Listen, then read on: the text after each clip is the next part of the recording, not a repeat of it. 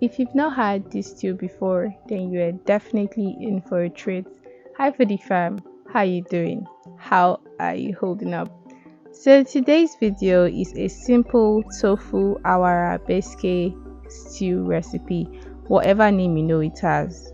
So the first thing you want to do is wash your tomatoes, your scotch bonnet and cayenne pepper, that's also known as atarudo and shombo. Wash them all together with onions and blend them together. Also blend fresh garlic, dried rosemary leaves and dried parsley leaves. After you're done blending, pour it into a pot and let the water boil until it dries. When this is done, add little oil and fry your tomato sauce.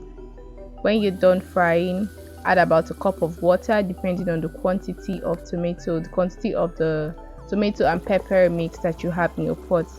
Bring this to a boil and then add curry seasoning cubes and salt. Cover this for about 5 minutes and then we add the star, the queen, the king of our recipe today, our tofu, our awara. So we're putting the fried one into the pot. If you see that there is the fresh one that is yet to be fried, and then I first fried it before adding it to the stew. So after adding your tofu into the stew, you just want to stir it together. Cover it for about 5 minutes. It doesn't need to cook, it just needs to soak in the stew.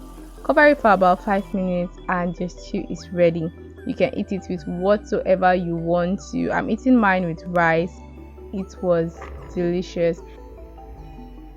Always remember that you can adjust every recipe to your liking.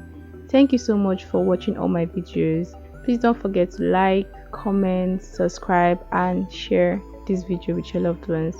Bye guys.